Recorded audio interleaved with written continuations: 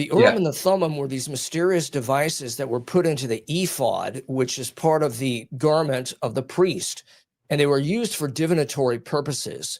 We talked last time about the occultism in Leviticus. This is another instance of occultism. The Bible never gives a clear enough description of the Urim and the Thummim for us to know exactly what the Urim and Thummim were.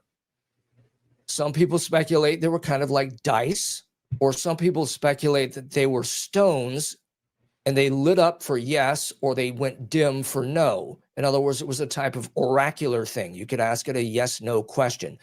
We don't know.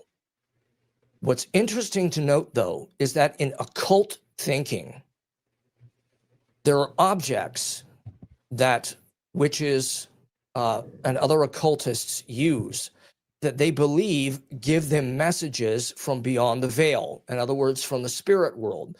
The spirit world contacts the human world by means of physical objects. That is an occult idea. That's an idea that's all over the place in witchcraft, Satanism, etc. It's appearing here in Leviticus. And my opinion on this is the Jews, the Hebrews, the ancient Hebrews at this point are still pagan in their mindset.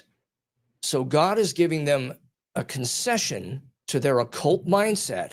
He's allowing them to have a physical object that they can use as an oracle. The only difference is that instead of the oracle, instead of the question being answered by a demon, the question is intercepted by God, and he is the voice on the other end. So God allows communion with him by means of an occult object.